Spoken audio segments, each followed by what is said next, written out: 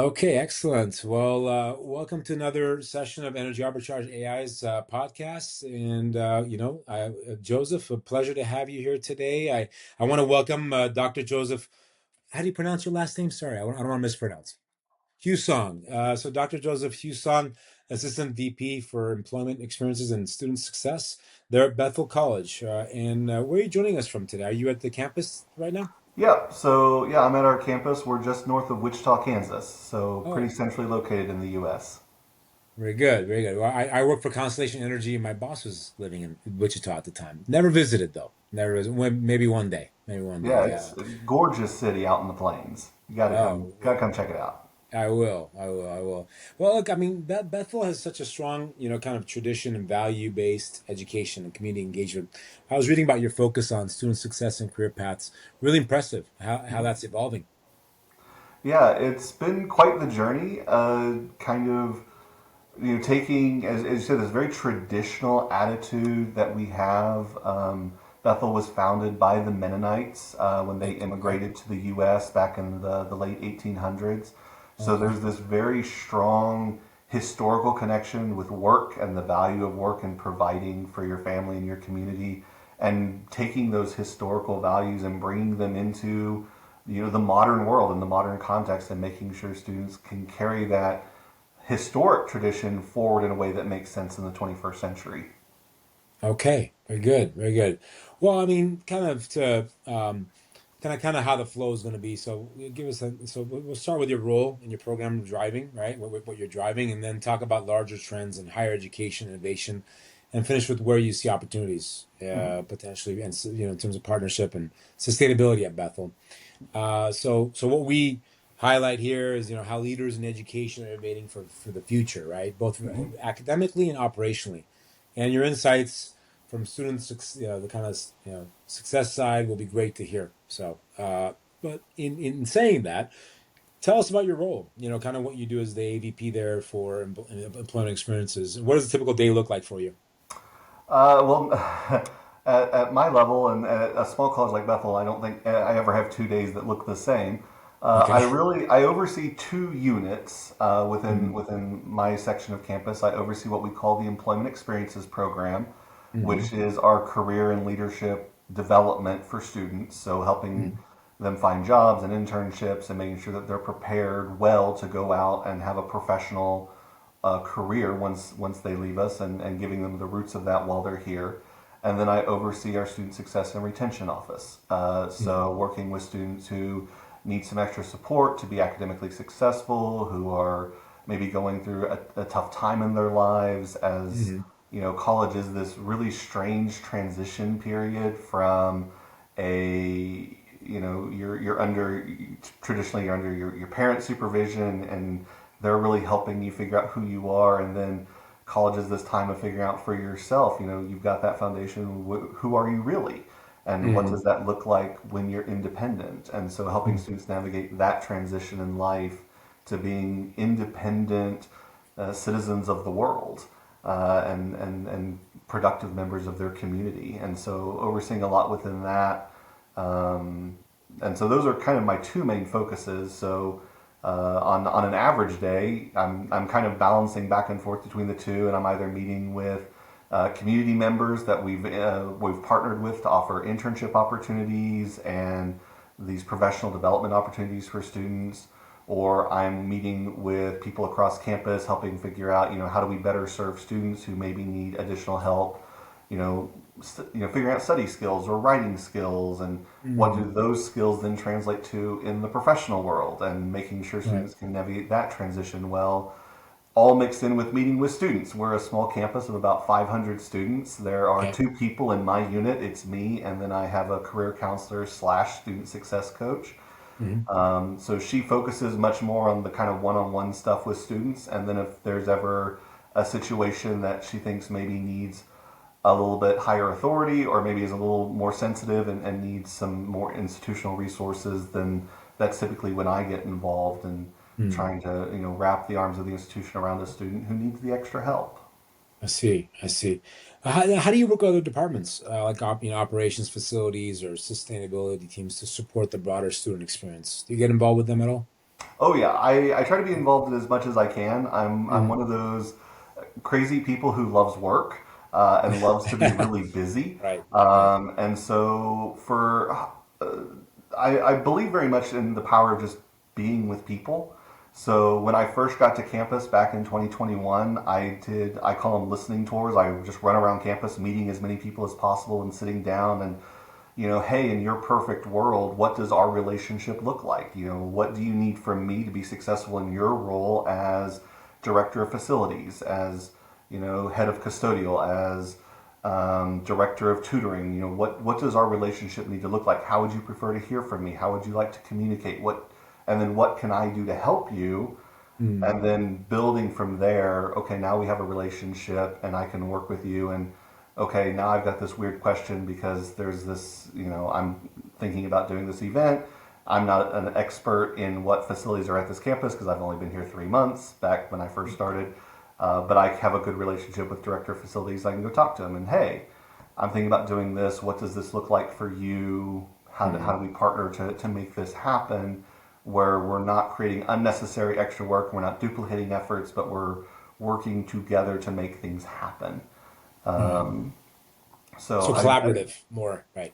yeah, Mm. very much built on these personal relationships, and then Mm. how do I leverage my voice to help? So most institutions in higher education will have some form of a staff committee that kind of operates as the voice of the staff to the administration. Bethel is very much the same. It's called Staff Welfare Committee. I served a term on that committee. And it was actually for a portion of that term, I was actually the staff chair. So I'm the representative of the voice of the staff to the board of directors and to the Mm. administration. Because of my current role, I'm actually ineligible to serve on staff welfare now because I am in a higher level administration position. But I still stay connected with staff welfare and talk with them. And what are you hearing from the staff? What are concerns? How can I use my voice and my position now as an Mm. administrator Right. to bring these concerns forward and make sure we're taking good care of our people?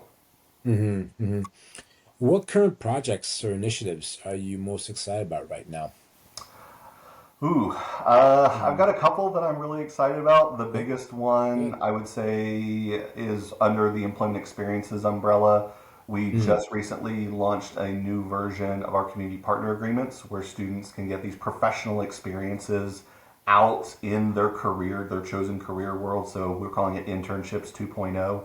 Hmm. Um, and so it's been a huge lift to get all the pieces and the background ready because one of the things we're doing within that is these community organizations we've partnered with, we're providing them with assessment tools that are built around. There's an organization called NACE. It's the National Association of Colleges and Employers.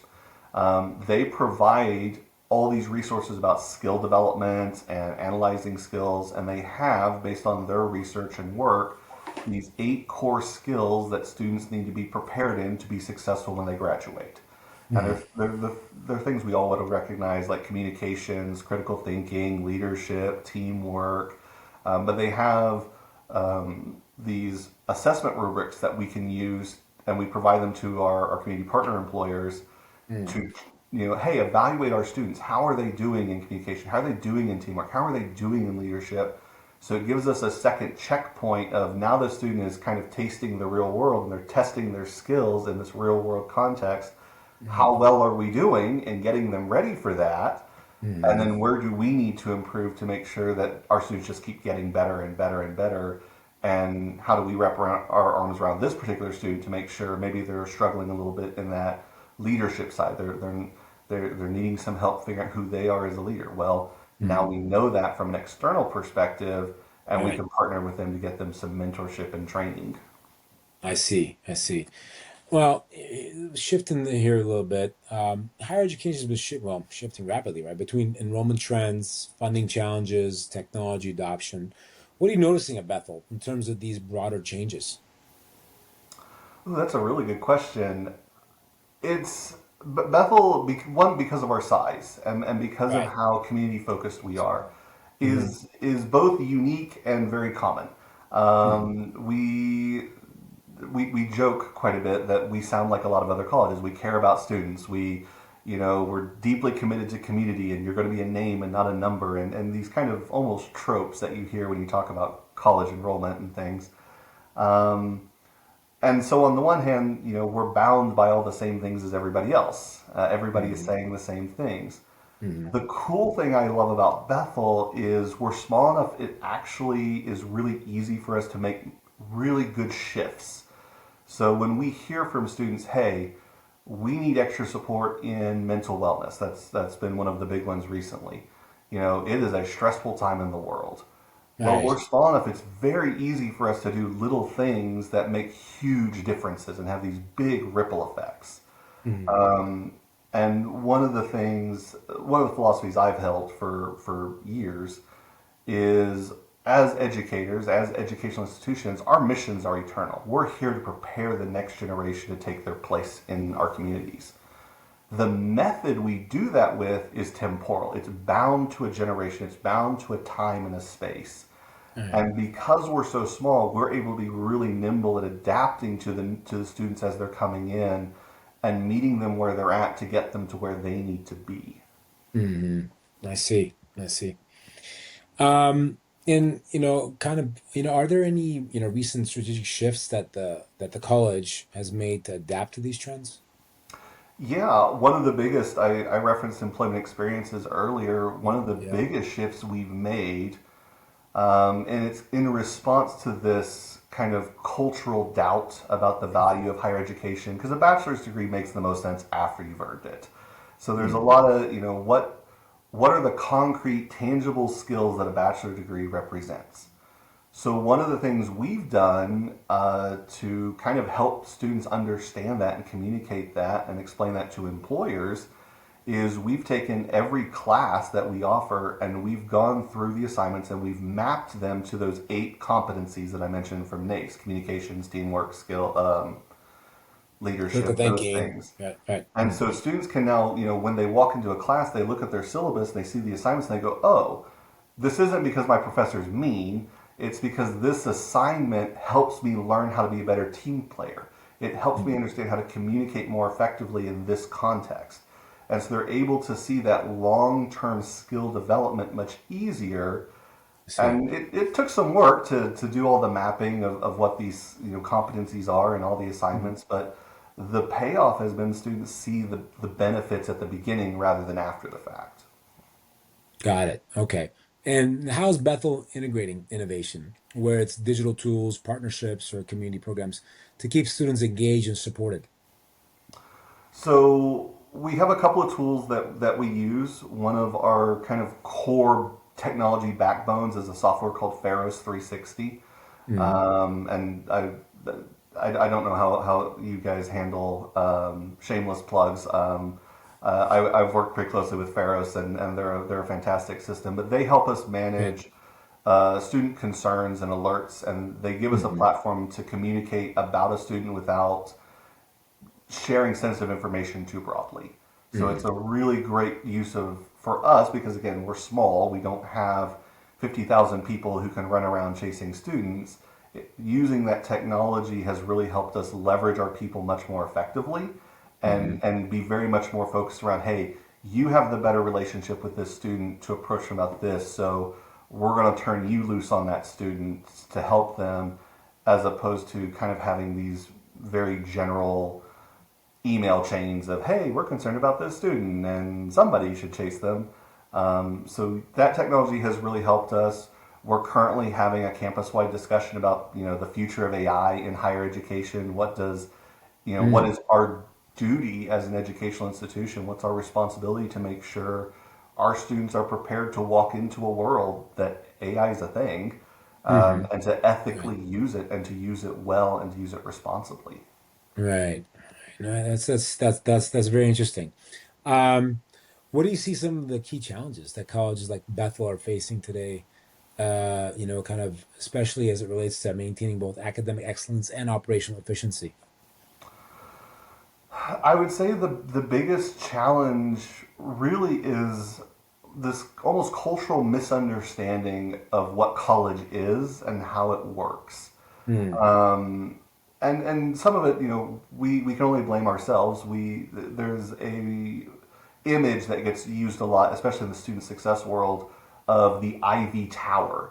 That as Hmm. academics, we're kind of insulated in many ways from some of the shifts in the world because our traditions in higher education are very rooted in these very long standing traditions going all the way back to the Middle Ages. Right. And so there's this kind of insulation and protection from the broader world, which has helped us in some ways because critical thinking is an eternal skill. And the ability to look back into history is very valuable, but it also makes it harder to understand when you don't live in that same tower. Hmm. And so some of the great challenges I see, and I was the first in my family to graduate from college, Oh. and so I experienced this both as a student was just I have no idea how this thing works. I don't know what is a registrar. Where does that word even come from? We have these words rooted in the Middle Age language and these Latin roots and it doesn't explain itself well. And so that it's been one of the big challenges I think for higher education as a whole. And we certainly see it at Bethel is as the population of our country has changed, as the population of our communities have changed, we have more and more students coming who don't have that background in how to get a college education. They don't have, I couldn't go to my parents and say, hey, when you had difficulty with a professor, how did you handle that? Hmm. Neither of my parents had graduated from college, as opposed to my best friend in college. His parents were both lawyers, and so he could have those how do you deal with a professor who you don't like or you're disagreeing with? And so figuring out how to make ourselves understandable and approachable to those who've never interacted with us before, and explaining who we are and how we function. Hmm. Well, how does Bethel balance limited budgets with like your goals for growth and student outcomes and or sustainability That's an ongoing challenge and an challenge? ongoing conversation of what makes Right. the most sense for us. Yeah. Our CFO the last couple of years has been very focused on when we ask for resources, we need to be able to explain one how our usage of resources that we're asking for, how is that going to contribute to the mission of the college? How does that feed back into who we are and into our purpose? Hmm. But then also becoming better at articulating what's the return. Hmm. So, and this is one I actually started out in the corporate world before coming over to higher education. I would say this is Okay. one area where the corporate world tends to have a much better understanding of this argumentation than higher ed does. Is you have to be able to articulate how this helps and what are we going to get back out of using these resources in this way.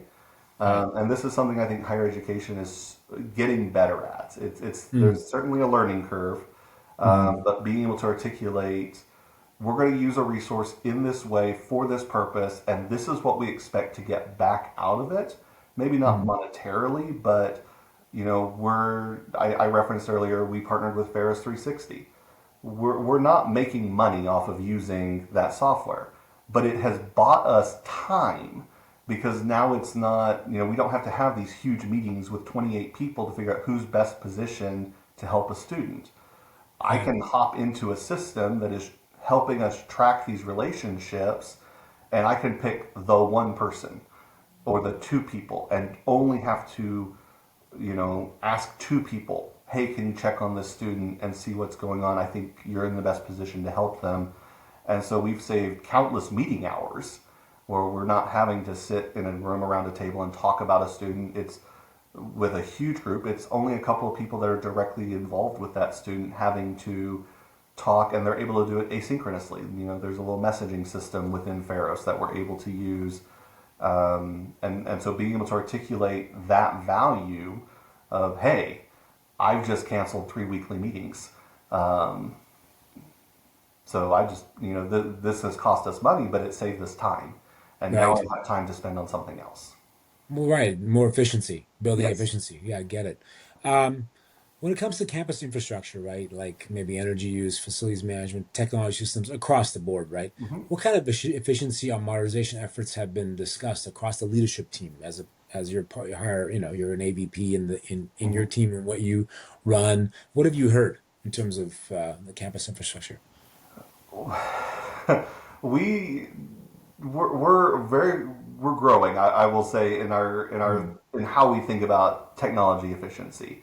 mm, One of the trade-offs of a college like Bethel is we have very committed people who love it here and they stay a long time, mhm. which is great. It also means sometimes there's less drive to upgrade things.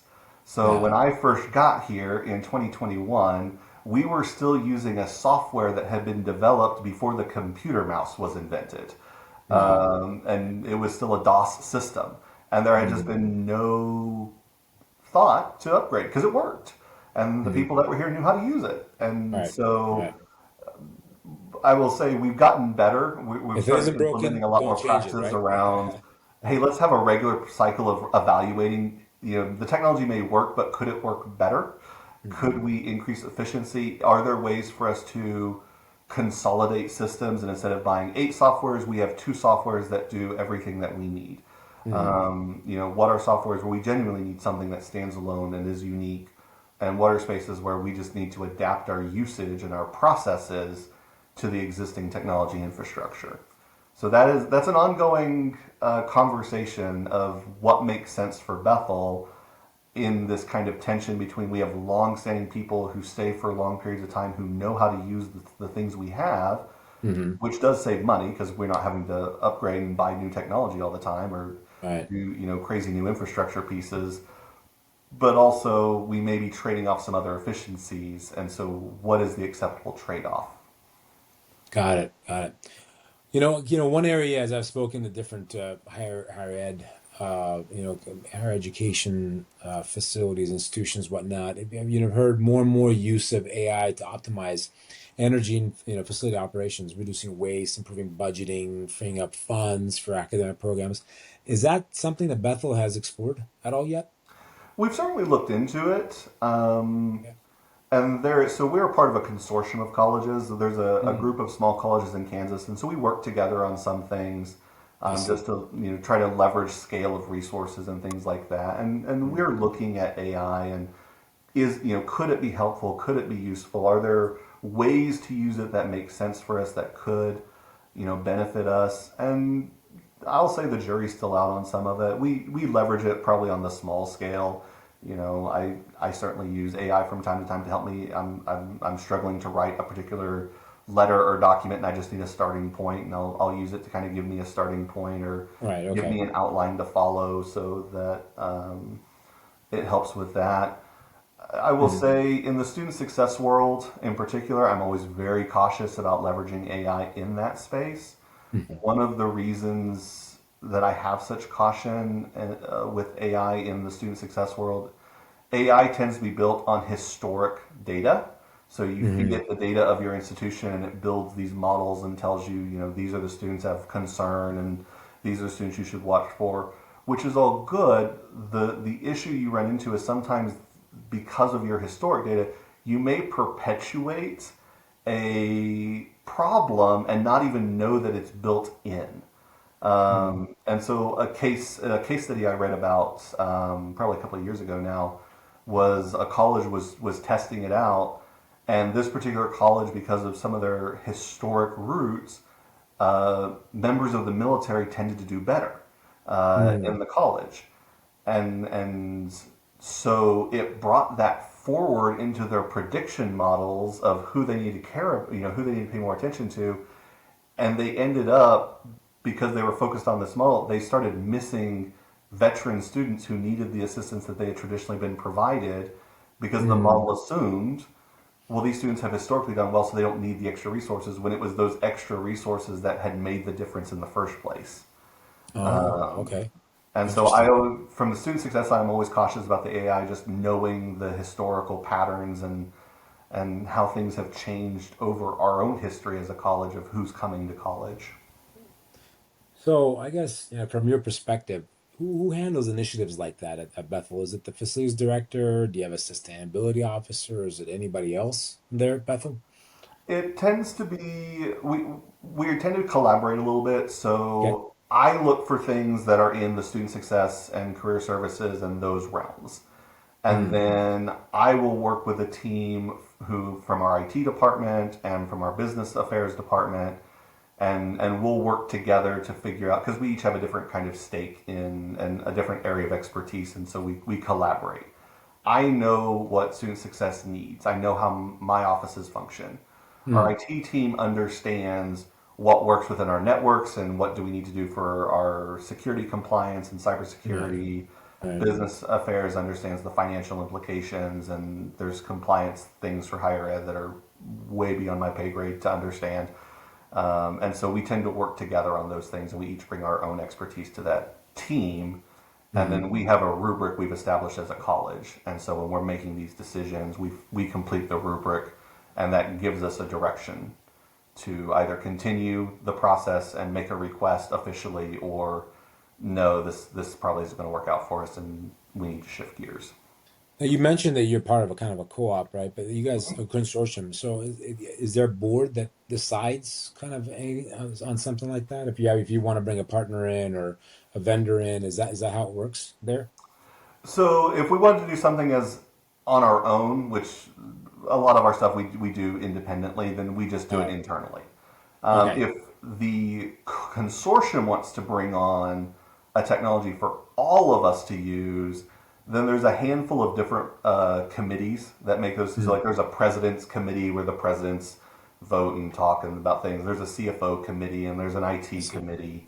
Mm, And so, depending on the type of thing you're talking about, it would originate in probably one of those groups of officials, and then would circulate among the wider body. And ultimately, for something like the consortium wants to buy a technology for the entire consortium, the president's council kind of has final say. I see. I see. Well, I mean, the reason I bring it up is I'd love to share some examples how, we've helped energy arbitrage help other institutions, higher education, identify redundancies in energy purchasing, optimizing energy use, consumption, and how AI could help bring on some of that, right? And would it be okay to kind of follow up with the right person or a colleague that oversees that area, have a conversation?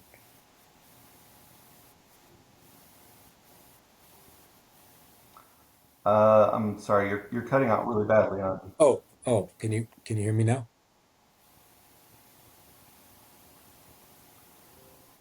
Yeah, Joe, can you hear me? Hmm. Hmm.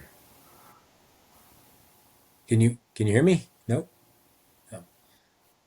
Okay, there you go. Now you're back. Yeah, sorry. Oh, wow, sorry about that. Sorry. I could hear you fine. That was crazy. Okay, so sorry about that. Anyway, what I was saying was, I mean, I guess here's the thing. Even beyond energy, AI can be applied to operational analytics and reducing manual data tracking and supporting student experience programs. Are there areas in your department where automation or predictive insights could help lighten the load for you? Oh, definitely. Mm, I referenced earlier my hesitations with using AI to pre-identify students who may need extra supports. Um, and I do have those reservations, but I do also want to leverage that technology because that could help us narrow down. I mean, we're a small campus of 500, yeah. but that's still 500 records, and there's two of us in the student success department to be Right. constantly looking at grades, constantly looking at attendance, Mm, all these different pieces. And so having some of those, maybe AI tools, maybe just filtering tools to pre-know, okay, these are students who should be on a much more rapid concern list. And so that's, I referenced Ferris earlier. One of the reasons we use that technology is we're able to preload it with certain factors and say, you know, these are students who came in with lower high school GPAs. So we should mhm. probably be a little more aware of them than students who came in with, a 6.0 high school GPA and all these AP credits and all these other things. They're probably going to be more okay. We still want to be aware if they start struggling, but they're going to be more okay than the student who walks in with a really low high school GPA and maybe some other of these other factors to concern. So, yeah, having those kinds of tools to help filter the lists faster Right. definitely helps us out. Gotcha. If you could remove one major obstacle there at Bethel to accelerate the mission, what would it be for you? Ooh, um, I would have to say, and this is a higher education thing, just in Hmm. general, Hmm. it's the bureaucracy. Hmm. Because again, historical roots and the emphasis, particularly in the United States, of academic freedom and involvement of faculty, it can feel like a very bureaucratic process to do things. And we're fortunate that we're small, so I've worked at larger institutions and it's much worse. Um, but there are also those moments where I'm like, really, why do I have to go through these three committees to do something? Can I please just do the thing I know will work and get it done? But we have these processes for a reason, and they can be frustrating. I understand why they exist, but yeah, if I had the magic wand, it would be like, can I eliminate bureaucracy when it's convenient for me? Right, right. Makes sense. Makes sense. I mean, listen, this has been incredibly insightful, Joseph. I appreciate your discussion. You've been really open about sharing, Bethel's, student-focused mission and operational side of things. I guess, you mentioned a few things where, in terms of, being a small school, some of the pressures that go with that. You just mentioned about the bureaucracy, et cetera, and, bringing on efficiencies within the, organization. Yeah, there are some issues that, our team at Energy Arbitrage, we've helped other colleges tackle, right, by using predictive analysis, lowering operating costs, et cetera. So, it would be great if, potentially, as I share more information with you, maybe you can make an introduction to the director of facilities, and I could have a conversation with them to see, are there things that they're not thinking about that we could perhaps give them some insight on? Mm-hmm. Yeah, Yeah. yeah. As we, yeah, I'm always happy to connect people, and I know our director of facilities is always looking to make things better. So, Perfect, perfect, perfect. Well, it's been great. I mean, love Bethel's approach, developing well-rounded, forward-thinking graduates. And I'll share the recording, like I said, with you. And thanks again for joining the show, and congratulations on all the meaningful work you guys are doing there at Bethel College. well, thank you. I appreciate the invitation, and I'm always happy to talk about what we're doing and try to help people out who may be looking to do similar things in their own institutions. Excellent, excellent. Thank you. Have a good day. You too. Bye.